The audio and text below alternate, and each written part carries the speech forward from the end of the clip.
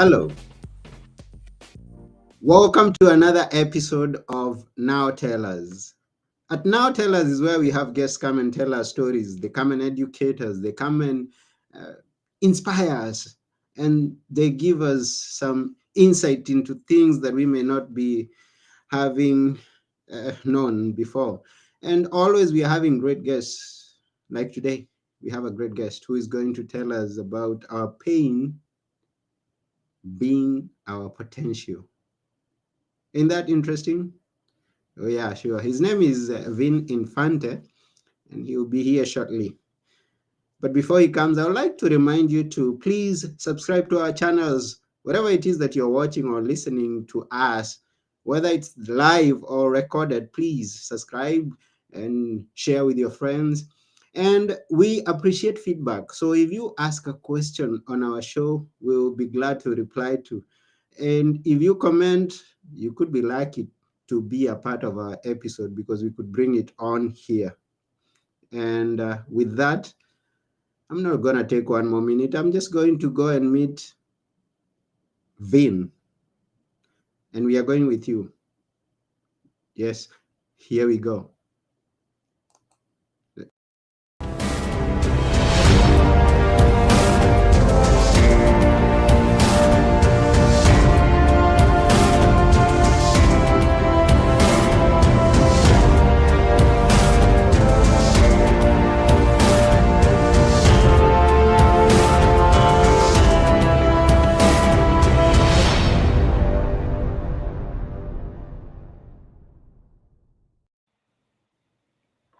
Hi, Vin. How are you?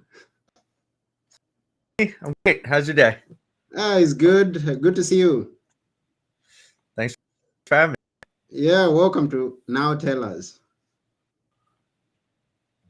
Here you'll be telling us a lot of things because we are always ready to listen to what you tell us. And to get us started, let's know where you are. In which part of the world are you? I'm in New York City. Okay. And how is it there? It's actually about 50, so I like the cold weather. Oh, you could be the special one. Everyone wants the hot weather. uh, you, and to us, it's a punishment when it's cold. We like it hot. Oh, Yes, so today we are going to be discussing the topic Your Pain is Your Potential. You're going to dive us into that. But before we go into that, we would like to know, is New York where you were born? Is that where you grew up? Or where are you from originally? yeah, I've whole life I've always been in New York, and at least near term foreseeable future, I will continue to be here.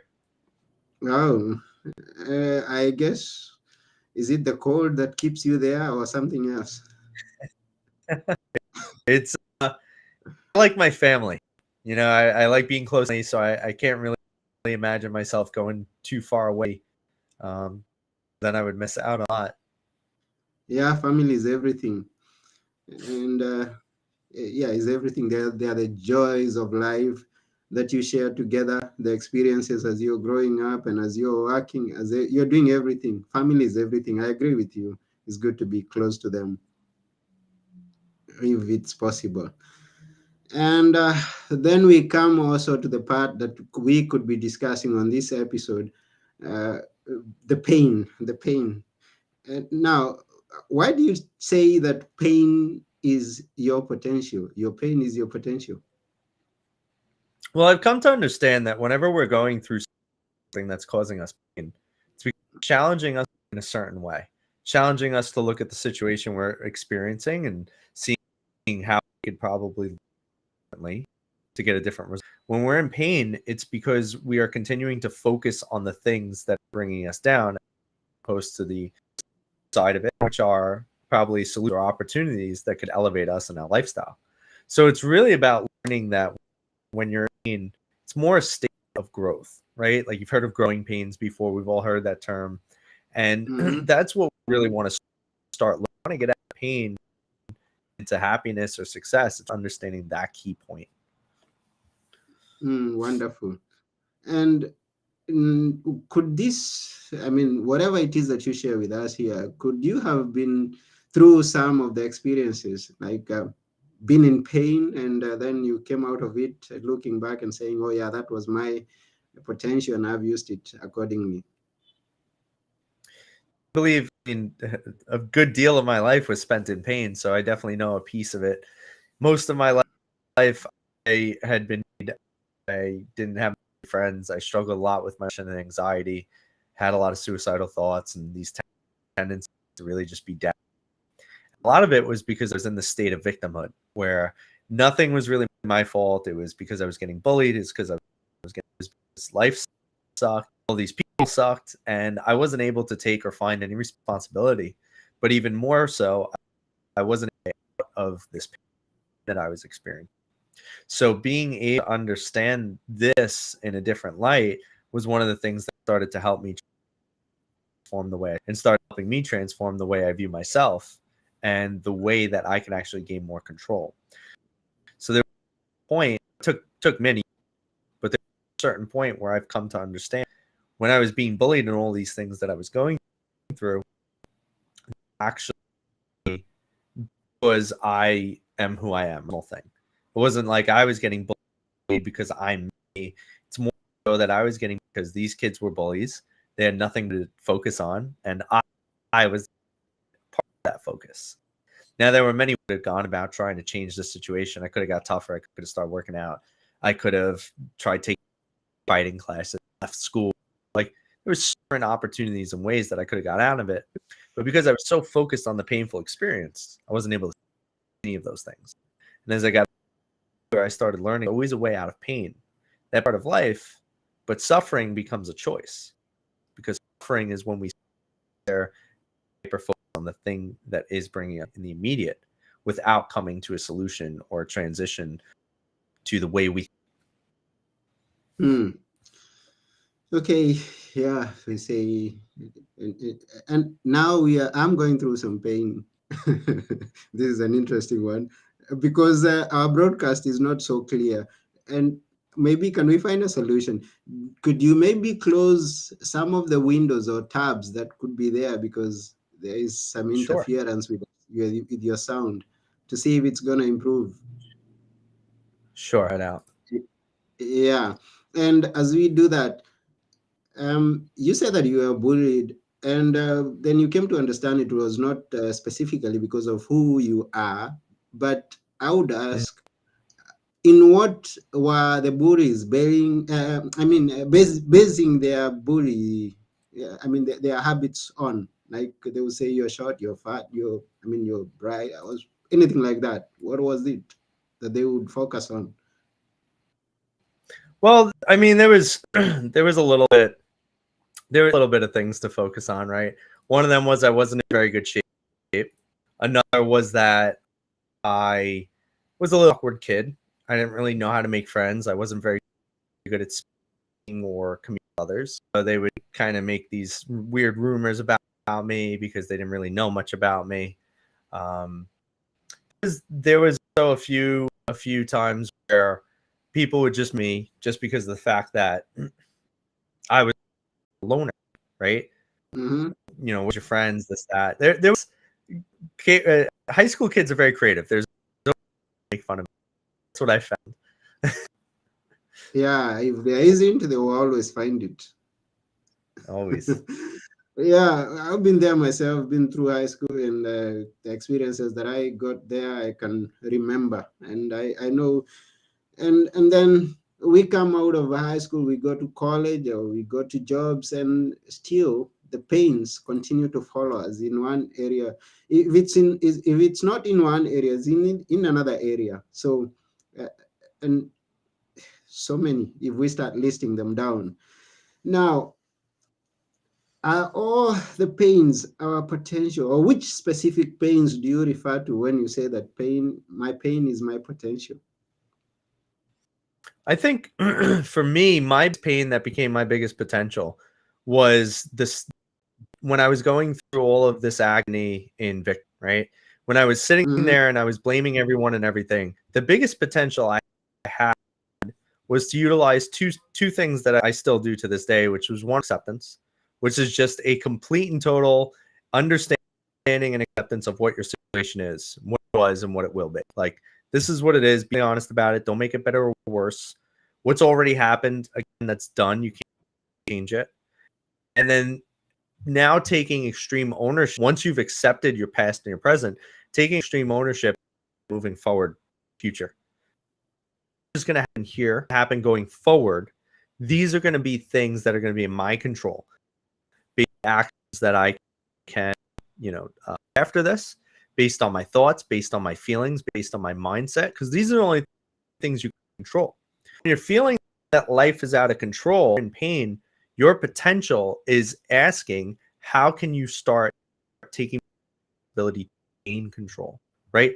How can you get to this space where, even though everything feels like it's in everybody's hands, that one thing you can control? Like when kids were bullying me, well, I couldn't really control that they were bigger and tougher than me, but I could have controlled going to that school. I could control how I felt about it. I could control what I thought about it, even though I couldn't necessarily stand up for myself because I was a little bit chubby. I was a little bit weak. I was able to control those other. Mm-hmm. So I've come to believe it's asking, can you get to a place of acceptance, and then can you get to a place of ownership to change the situation? Like the situation you're in, you have the power to change it. And if you don't have the power to change it, you have the power to change how you feel about it. I think those were two of the takeaways that I've Mm. So you've got the power to change it, and if you've not the power, then you've got the power to of how you're gonna respond to it. I mean, okay, that's good. It's wonderful. I like that. Now, at some point when you're faced with the challenges and where external forces or the people are the ones that are giving you the pain, and you've got to know how to respond.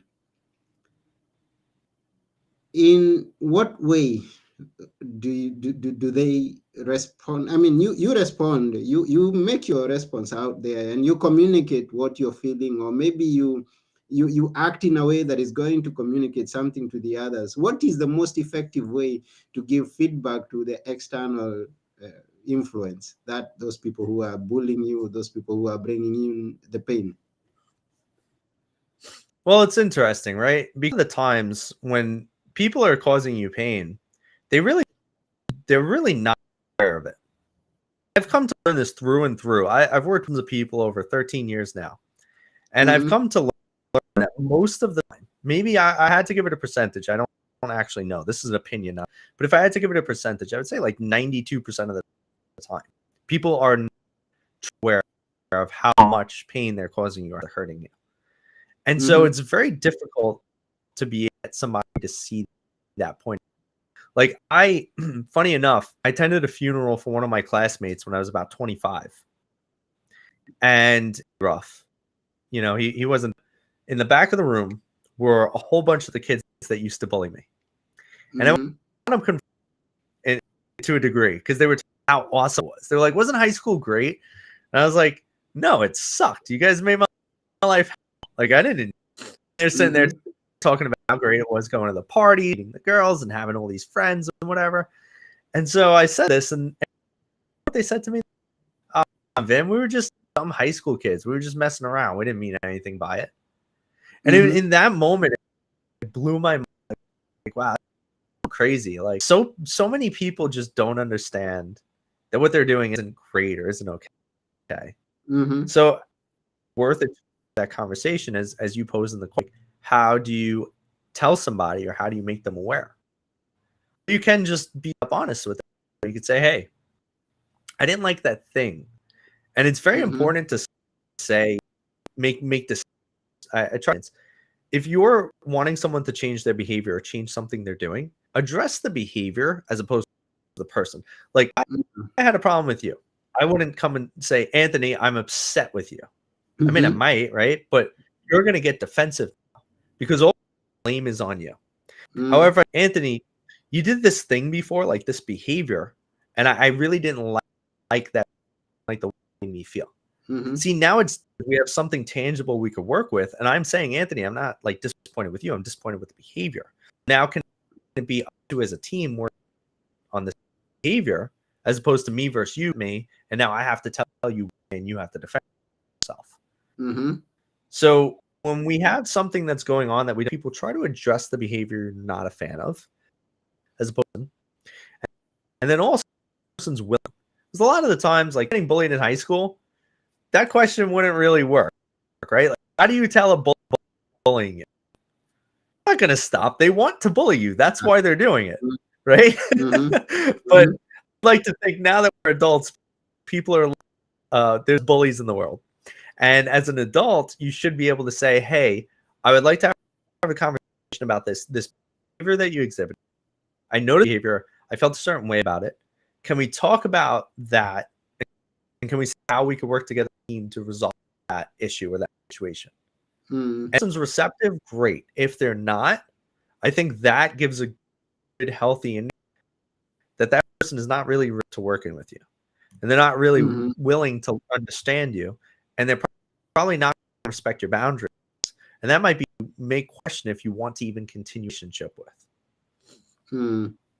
Now, talking about working with a lot of people that you mentioned, and maybe you could let the viewer and or the listener know what kind of job, how do you work with the people? I mean, in what way? Sure. So Mm-hmm. currently I have my own coaching practice. It is Okay. a combination of therapy mentoring that I've been building for some time. I have a formal training and background in psychotherapy. I've studied to get my coaching certification, Tony Robbins training program. And then I've come to find mentoring is just a form of showing people a deep connection, a deep bond, and love for their winning and their success in life. So I've Mm. combined these three modalities to my own unique way of working with clients. Now, over the course of 13 years, an inpatient unit, out hospital, homeless shelters, private practice, departmentation, applied behavioral analysis, traveling home, psycho, was a firefighter, and now I have my practice. So I've been working with people in all sorts of capacities, and I'd say now where I'm at, probably the most fun I've had. Mm. What is the greatest pain that you've dealt with? Maybe not specifically yourself, maybe from a client that was a very difficult thing to draw the potential out of the pain. It's interesting. I worked with some real cases, right? Like patient units and stuff like that. And I think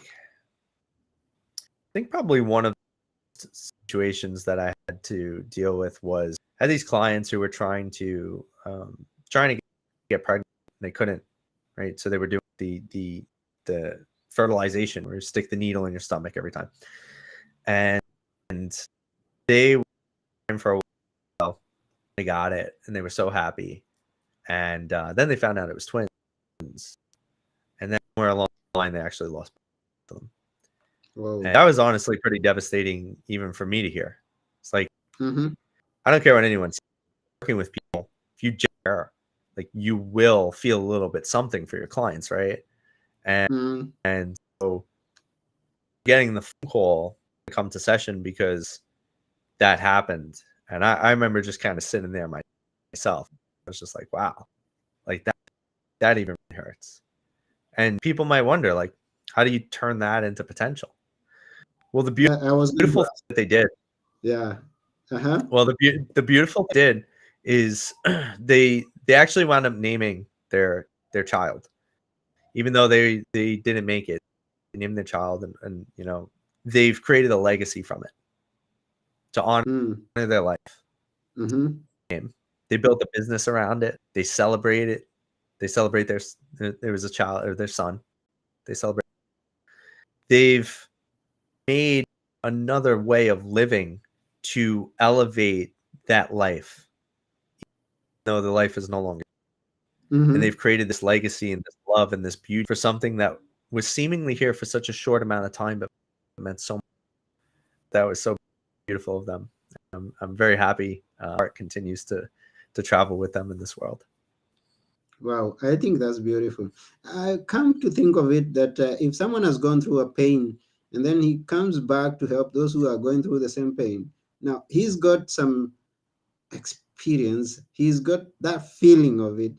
And if he came out, then he can use that strength that he gathered on his way up to draw up the people who are down there. So I get that to be quite a good thing that the couple did. Yeah. Yeah, and do you are you working with the people face to face, or now since technology has come, maybe you're working around the world, I guess. Uh, Technology and has made life better and a lot easier, right? So I mhm, do work with people all over the world. Most of my actually New York. They're kind of scattered around the U.S. And mhm. a few international. So it's been really cool just being work online. Honestly, I think COVID opened up such an amazing opportunity for most people, including in my area. Now we're able to have with people that normally wouldn't seek us out, and I've noticed that it's shifted. I have a few clients in New York who I like, do you see me in person? And they're like, no, it's okay. Nobody wants to come in person anymore. So it's Mhm. worked out very well. I think we can use that as another case of turning the pain into potential. COVID came. It's unfortunate that so many people suffered. We have quite a big number that lost their lives. But then, out of that pandemic, out of the session, out of that 2, 3, almost 3 years, there's a lot of great things that have happened, like the changing of the world through technology. I mean, there was a potential that came out of it eventually. Of course. Well, Hmm. there's a really interesting story too that really round up this whole conversation because I think it is really great. And his name is Viktor Frankl. Okay. Book called Man's Search for Meaning. Hmm. And this book was interesting because Viktor Frankl just during the Holocaust. And he's actually a Hmm. Jewish psychologist during the Holocaust. So he was in the internment camps. Hmm. And Viktor reports that he felt more free than the guards that would patrol the camps. He felt more peace people that were patrolling the camps and going home at night. And it's so Hmm. interesting to me because this man is here. He's witnessing the death of his friends, family, his community, everyone. And he feels peace and he feels freedom. How? How is Hmm. it that there are people in today's world that have so much, have a house, have food, have money, have all, and they feel trapped and they feel depressed and they feel oppressed and they feel anxious? And yet it was literally real hardship in an internment camp and he felt freedom. Well, he talks about how the things that he was, one, focused on hope, and two, he focused on his internal world because the external was mostly out of his hands. Hmm. So he stopped focusing on no control or. And when he went inward, he found a level of peace that, I mean, most people never even achieve in their relative lifetime. All of that because he just continued to focus on how when he got out, he would do X, Y, and Z. He continued on how even though he's surrounded by suffering and pain, he doesn't have to partake in that. Hmm. Life could still be a beautiful. And don't get me wrong, in the picture, I know it's very well painted, but an easy thing to do. This is Hmm. still a hard process. Viktor Frankl, I love the story because he's a feat of pure wonder. Most, like I Hmm. said, most people are living relatively good lives and they're depressed and anxious and all these other pains. And this man was going through that. Hmm. So he's just challenge. It's a challenge to people like listeners and anyone else. It's always a challenge. Is how can you focus on really putting emphasis on what matters? And what matters is different. But maybe what matters right now is finding peace. Maybe life seems a little hard when you're focused on finance or this or that. And you could say, well, these things are all important. But my question is, does it bring you peace? Does it make you feel better, stress you out Hmm. more? Hmm. I issue that little challenge to really focus on what you can control. Hmm. There's always one thing you can control. And if you find that, you start really winning. Mm. Find that thing that you can control. That's one thing. Now, your story drives me back a few weeks ago when we had the devastating news of one famous Steven Twitch. And Mhm. all we knew is that he was living at the top of his life. He had a good career, although we understand that he'd lost. I mean, the one of the most prominent episode that he was program that he was conducting had been brought down. But then I want tend to imagine that he still had all in his hands, and then out of the blue we hear a story that we were not expecting. Right. So sad. It's Now, tough. It's yeah, it's tough. It's tough. Now he's gone. He left a family. He left people that were close to him, friends. I'd like Vin to help us on how to draw the potential out of that, if it's possible. How can I respond for those people that were close to him, those people who had invested a lot in his circle? How do I get the potential out of that? well, I like to always look at it, respond to every situation. Life is relative white, in my Mm, opinion, and it's worked for me for a while. It's worked for my clients, so I'm going to stick mm-hmm, with it. Always let something build you up, or you could let down. What's the potential in this? Well, why did he commit suicide? What happened? Right? What were people on him? Were people not checking? I think this is a great time to really continue to open up the conversation about men's mental health, because men are. mm-hmm, I mean, look at the stat. Has anyone seen it? Right? Men's mental health. Men are. I think the number point is like 6 times they commit suicide. Right? And mm-hmm, so we see this. This is a good time to continue the conversation. There's the potential for that. His family have a good point now to continue his legacy and leave behind. What did you learn from him? How can you embody mm, that? How can you continue to let his spirit live on through your actions? That is potential there. And I mm-hmm, think one piece of potential is also to remind people life is very precious because it is not permanent. And so if there's mm, someone that you need to tell that you, if there's something you need to do, stop saying tomorrow. Stop saying I'll later. Oh, my mom's always going to be there. My dad's always going to be there. My brother, my best friend. Oh, we're all, it doesn't matter. And I think mm, potential, every time I see an unexpected death, it reminds me I better tell the people I care about that I love them. That's honestly the biggest things that I find jump me into. Like, I have to make sure I let everyone I know about, letting everyone that I care about know how much I care.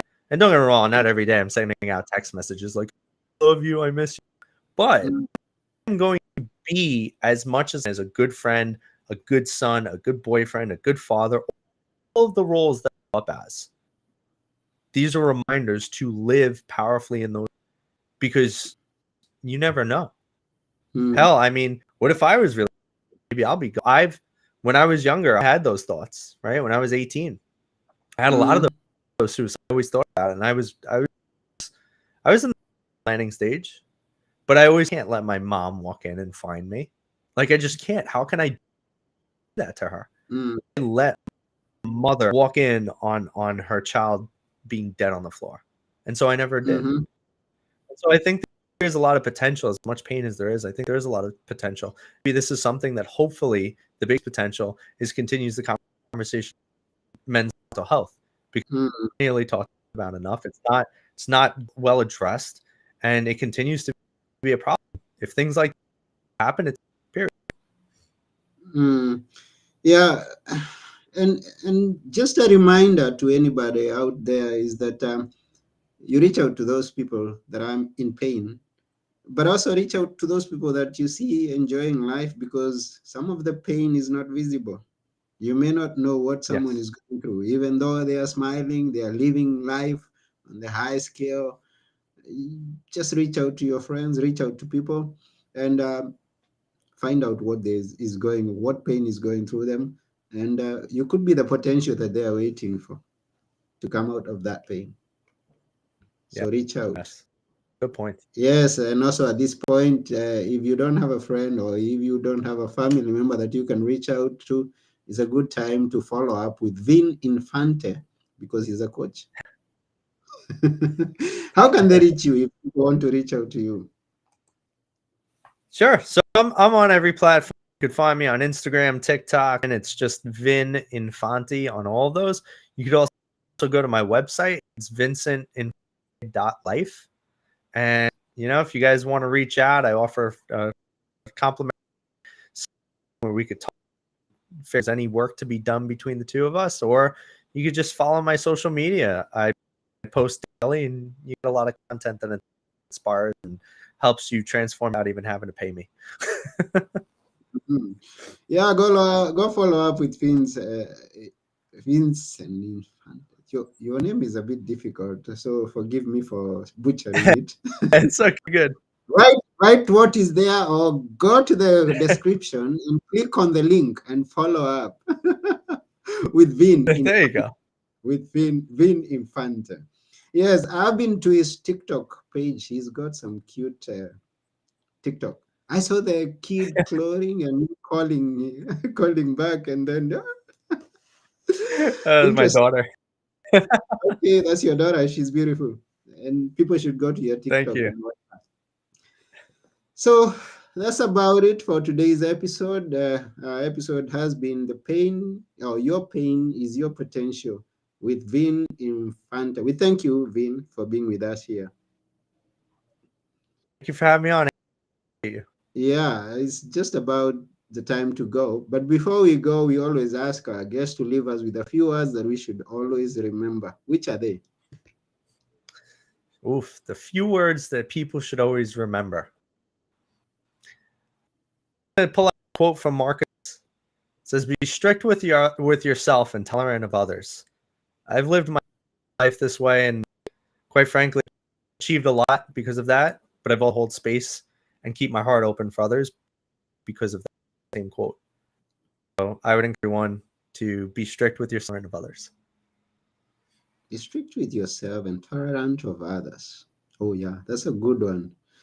Once again, that's a good one for the beginning of the year. For the beginning of the year 2023. So we are wishing every person who's listening here or watching, or those who get to do so after we are through, a very prosperous new year. Yes. Yes, Be yes, yes. yes, be tolerant of others as you're strict with yourself. That's about it. I've been your host, Anthony Morore, and together with Vin Infante, we are saying bye for now. Bye. Bye.